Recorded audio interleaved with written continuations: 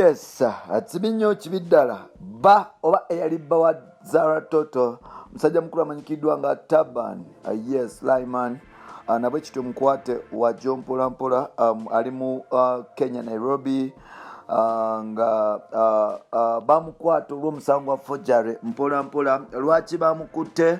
Ono omusajja yagenda atyo okuba nti aconnectinga ne Zara Toto nalwaki yagenze mu Kenya n'emisango emeka gy'abadde aza gye tubegenda okuba nti tukutuusaako Mpolampola. Tukwaniriza nateera ku mukutu gwaffe omuganzi okumanyikidwa nga Uganda mu Kamoli amanya n'eddoboozi bamutanatambi Jimso Rich Boy ya Max Sudi Junior webale kuba nti otambula nange webale kuba nti ojagala webale kuba nti osubscribinga kyali wange gwe wenna nkwagala nnyo webale kuba nti ombeereramu nange newadde okuba nti kubeeramu paka last kubanga ate gwe wange bwe sikubeereremu oba bututeebereramu ani anaatubeereramu tulina kwebeereramu ne tulyoka no twesindikasindika paka Mungu ono gyali tutuusa mpola bambi mbatumiddeko mwenna mbatumiddeko bakyali bange mwenna yes mu Uganda ne bweru w'eggwanga mbatumiddeko Bubu Billboard Music Awards gye ziri mu ggwanga lyatu Uganda ennaku z'omwezi 17 wali ku Uma showground zigenda kuba nti zawadinga abayimbi bonna mu Uganda Eastern Central yes West Nile kwogata Northern Uganda n'ebitundu ebisikaddewo byonna nsuubira nti zawadi zigenda kusooka okuba za ttabu now nakulwalira muzikirize bakyali bange mbatuuseko emboozi emalamu amaanyi especially mu bakyala basile queen abatayagala kola nga balowooza ebirungi banabifuna mu basajja baana bangi bana Uganda bali awo especially baana b'obuwala batagala baddawo ne wali batunda bagaba begabangula obumu tebukyalinamu ne supu yes olwokubanga obusambi bwabe bamalamu supu bazunga eno ne badda eri bagaba abisambi mu basajja now kamateeka emboozi ya Don Solo ono Don Solo amanya g'amatufa muyita Taban Sulaiman omuvubuka ono alina emyaka 29 mpolampola mu nzaalwa ya ggwanga lya Southern Sudan. However much omuvubuka ono yaliko wano e Kampala era nga bw'otunulira documents ze ziraga nga bwe yali Australia mpolampola ojjukira nti aba Southern Sudan n'aba Northern kyangu nnyo okuba nti bagoinga Australia era kyangu nnyo okuba nti obalyawo bafuna ebipapula ebibatwala Australia. Ensonga lwaki nti ensi yaabwe yalimu entalo okumala ebbanga. Southern Sudan kwogata ne Sudan balwanaganya okumala kuva mu 1950s up to now paka Sudan byafuna olutalo ate Sudan byafuna olutalo ne tujja tufuna abakulembeze Eli Machar yes nga ayagala kufuuka president Raila Odinga ayagala kufuuka president ne Salva Kiir ayagala kufuuka president kyamaliriza Raila Odinga musajja not Raila Odinga I'm sorry John Garanga yes musajja mukulu amanyikidwa nga John Garanga Salva Kiir kwogata El Machar yes bonna balwanira ntebe era nga olutalo lwagenda maaso n'okuba nti lutojera e Southern Sudan. John Garanga yoga kitegeeza okuba nti mbu aba Russia bamulyawo nga bayambibwako olw'ensonga ezimu oba endala era nga John Garanga olugendo lwe yali ava Uganda ngaddayo Sudan kwolwo yali atambula ne mukyala we naye yamuleka ewaka n'amugamba nti owaaye ngenda Uganda naye simanyi oba nkomawo basikomawo mpolampola obulamu bwe butyo ne bugenda wano nno El Machar nga basikiza president anaddako El Machar yali vice president wa John Garanga nagenda maaso n'okuba nti oba olyawo agenda mu maaso n'okuba nti yesunga entebe eno wabula tekyasoboka kubanga bakwata namba 4 ebiseera bye yali mu ggwanga mu nnamagye nga tamanyikiddwa nga oba olyawo abantu abasinga tebasuubira nti alijja ye musajja mukulu amanyikiddwa nga Salva Kiir kubanga president John Garanga yali amwesiga nnyo. Bano bonna bakibiina kya SLA yes South Sudanese Liberation Army mpolampola yes musajja mukulu amanyikidwa nga Salva Kiir n'atekinga entebe era nga aba Southern Sudan paka sawazo bakyalina olutalo abamadi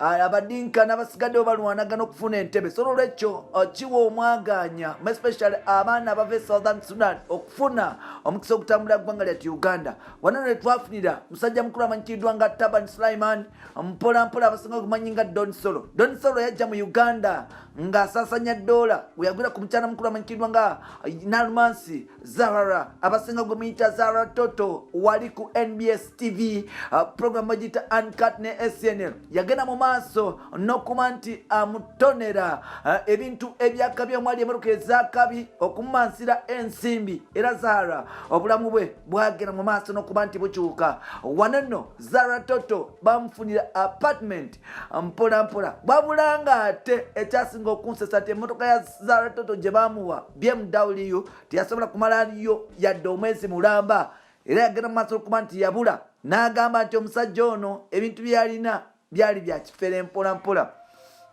Bala bangi ab'e Uganda they think dating rich men it is another way of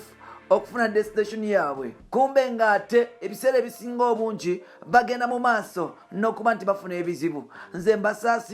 mbasaasira nnyo ddala mbasaasira kubanga ate mbasaasira nnyo ddala wetwogerera musajja mukulu yagenda mu maaso n'okuba nti asulawo Zahara Toto n'amugamba nti owaawe ewannyo weewo jjukira abakyala wa Brown ate nga mukyotala ate bagamba nti mu nsonga ezo mbwabonedda mbw abakyala ba Brown ate nga bakyotala mu nsonga ezo mbonedda naye ate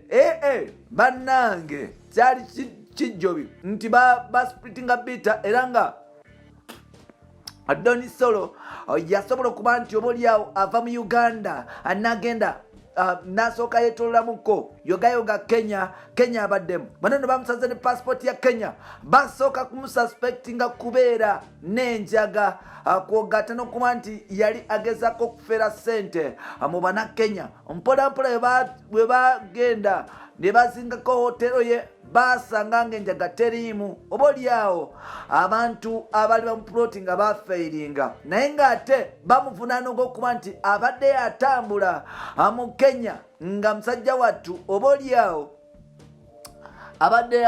asinikinga n'okuescapinga ne bills z'abantu especially ku hotel rooms z'abadde asulako nga bagamba nti ono abadde tasasula ekintu ekyavako obuzibu. And now recently tukitegeerako mpola mpola mpola mpola nti yali atandise okuba nti asigula obuwala okuva e Uganda nga mu meeting e Kenya. Obuwala buno yasobola okuba nti abukolera ebintu ebyenjawulo kumbe nga n'omusajja ono ebiwandiiko bye nga yeefuula ddamu na Kenya nga yeeyita nti nzaalo ya Kenya era nga bannakenya basobodde okuba nti bamukwata. Omukyalo omuvubuka ono Don Solo teyasobola kuba nti ayita mu immigration office okufuna obutuuzi obutuufu okufuuka munnakenya wabula ye yagenda mu maaso n'okuba nti akola forgery. N'agenda e Kenya neefuula munnakenya n'atandika okuba nti oba ogezaako okubba bannakenya batabuse ne bamugamba kama nimbaya wewe tugenda kuba ntukwata ogenda tuwulira bamukutte musajja wattu era ali mu mbuzi ekogga. Omuvubuka ono yaleka bannakampala nga bakaaba amaziga especially Basile Queen b'e Kampala ebiseera ebisinga tebaba na programu mitwe gyabwe. Olwaleero ali wa Jimso enkeera ali wa Andrew olala ali wa Jindi babeerawo mu kuzunga. Now omuvubuka ono yali yateekawo obulamu mu kibuga Kampala nga buli muwala atalina programu abeerawo we. Now ekintu ekyanyiza Zahara Toto ate nga Zahara Toto naye yali talina programu mutwe ng'omusajja alinamu akasente gy'amuyita gy'agenda. Wano nno kyagenda maaso n'okuba kimuleetera obuzibu era nga twadda mu kudiba nti Zahara Toto yagendako ewa Brian White n'avaayo n'agendako ewa Ruben n'avaayo n'afunawo omusajja omulala paka saawa zino tetumanyi musajja mutuufu ani amulimu ani atamulimu. Doni Solo eyali bba wa Zahara Toto ali mu kkomera kamunyidde ddala era nga omusimbi obaoliawo oteguliimu kitegeeza okuba nti obaoliawo babadde bamuwa bairo neavaayo client owa hotel emu not even client neavaayo complainant omu okuva ku hotel emu nga mubanja $2,000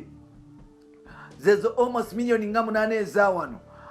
Sonolwekyo omusajja bibye bimufaako mukwana nnyo mwagala nnyo temwagala kukola bakazi battu kamukiwulire nga mugenda n'abafere mulitubuulira babawe ebirwadde babwenzi ku mukomewo ewaffe mutandika otukaabira nga naffe twagenda dda kubanga ate naffe tuli bakabi bampita rich boy ya Maxud Junior Ntambi Jimso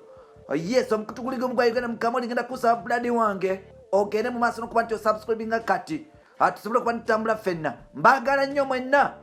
bannayuganda mbagala nnyo bakyali bange mwenna big up on yourself mbagala nnyo kulo twegeko mu next episode mpola naye nga temwerabira nti ennaku z'omwezi 17 zibubu Billboard Music Awards zigenda kuberayo mu ggwanga lyattu Uganda era ngenda basaba bakyali bange mwenna musobole okuba nti mugenda ku page ya Billboard Music Awards musobole okuba nti following updates zonna nga bwe zitambula yeze rich boy yawo Jimsowo number 1 limoja Uganda. Big up on yourself. Bye bye for now.